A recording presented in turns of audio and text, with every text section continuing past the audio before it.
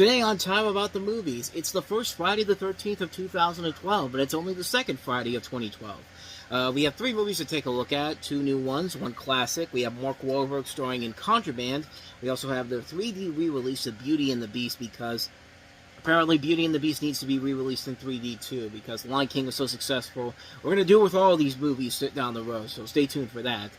But we also have Queen Latifah and Dolly Parton in the movie that everyone was clearly waiting for with Joyful Noise. And you might be kind of surprised at how I feel about that movie. But three films to take a look at on this January 13th, 2012. That's today on Time About the Movies.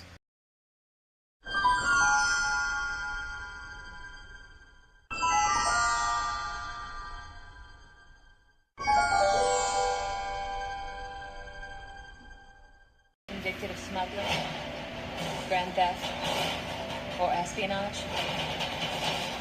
Together. On January 13th.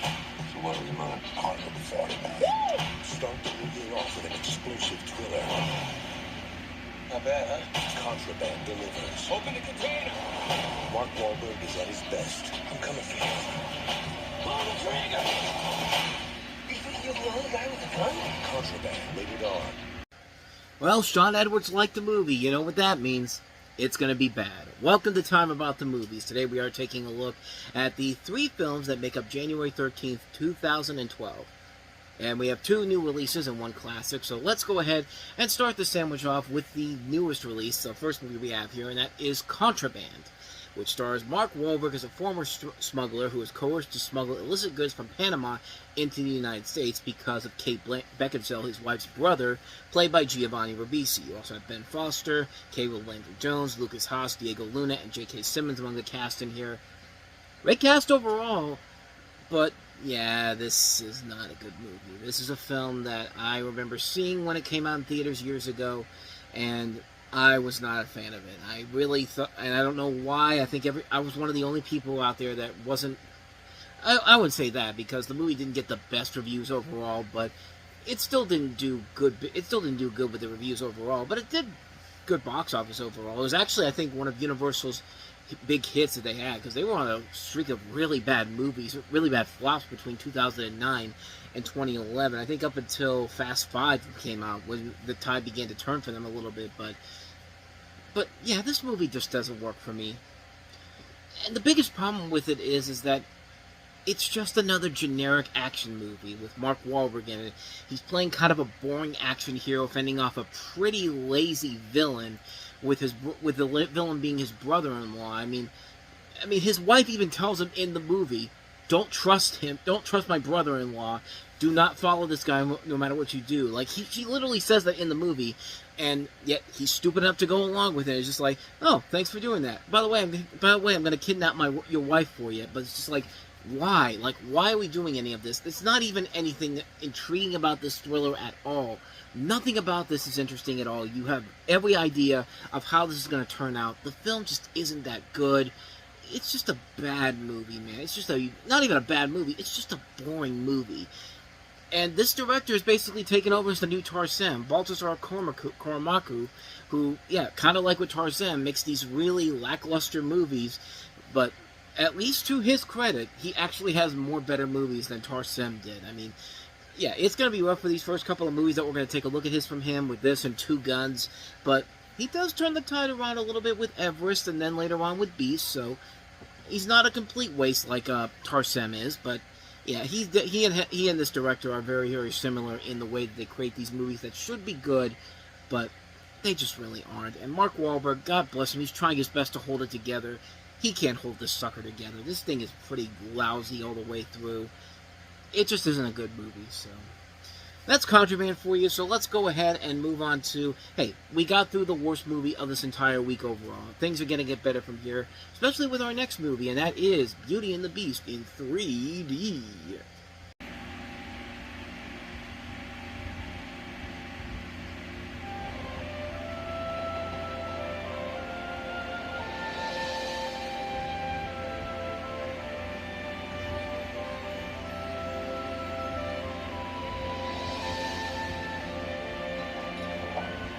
Hello? Is anyone here? Hello?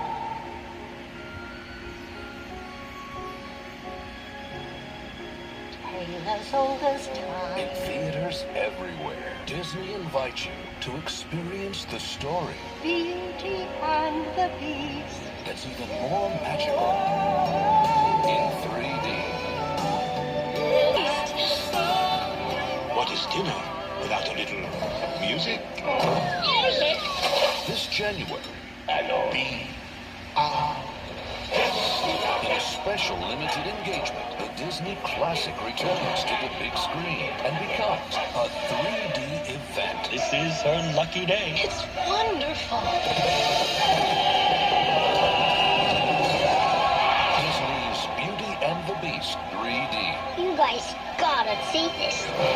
And see the all-new Disney short, Tangled Ever After, only in theaters with Beauty and the Beast.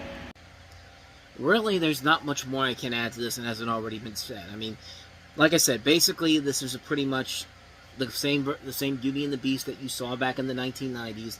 We've already talked about the original release, we talked about the IMAX release, and now we have the 3D release because, hey, The Lion King was such a big success, and so Disney is going to go ahead and open up the library and bring out some of their classic movies and put them in 3D, and at least with The Lion King, I get why it's being put out in 3D. It is a big epic from Disney, but this was kind of pushing their luck up a little bit here. I mean, it's cool to go.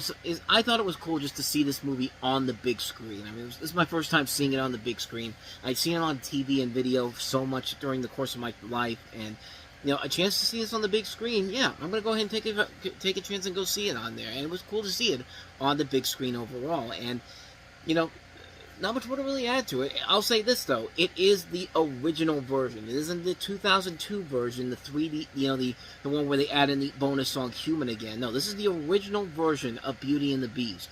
The original one you saw in theaters, remastered in 3D, which, to be fair, the 3D overall was nothing special, but, hey, any chance to see this movie on the big screen is already a plus on my part.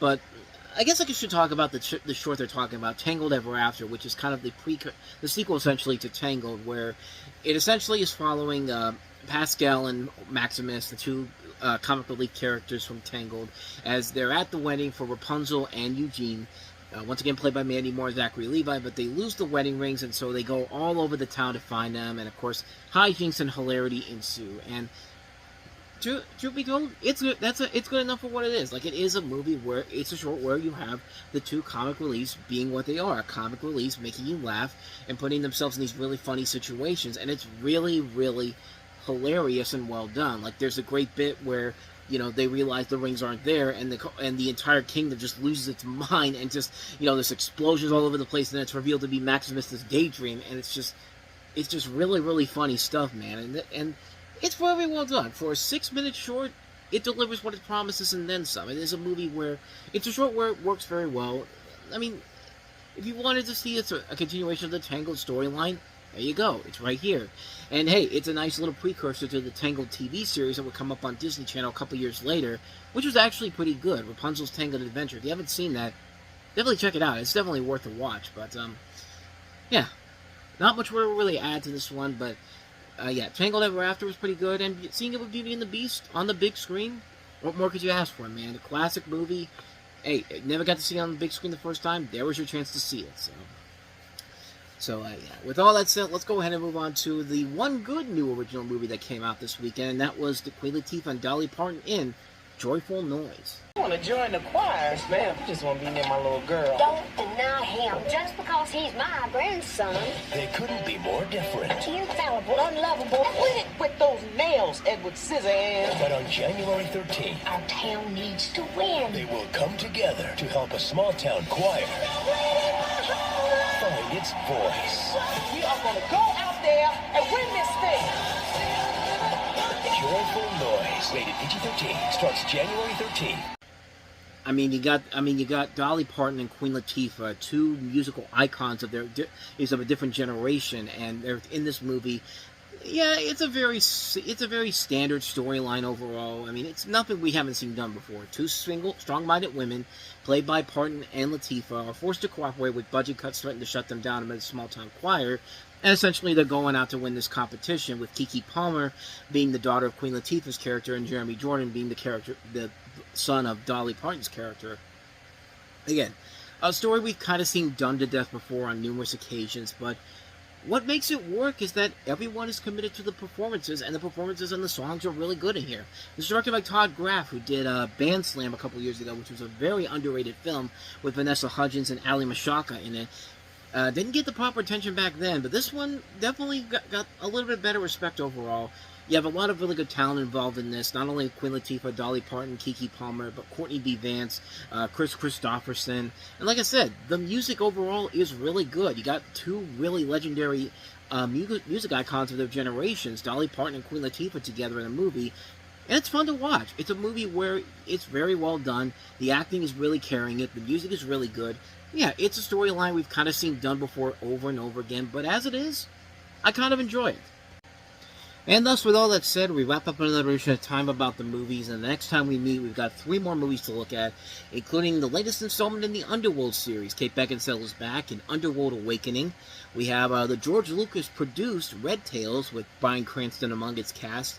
And we also have Steven Soderbergh delivering probably the only good movie Gina Carano has ever been involved in, which is Haywire. We'll take a look at that movie as well. So 3 films to take a look at next time around. We'll do that tomorrow on the show. But with all that said, thank you so much for watching this, and I hope you enjoyed it. If you did, please do me the honor of going ahead and hitting that like button, that subscribe button, and that notification button. Also, don't forget to check out the playlist and check out the last episode we did. So with all that said, whether it's in the past, the present, or the future, I will see you at the movies. Take care.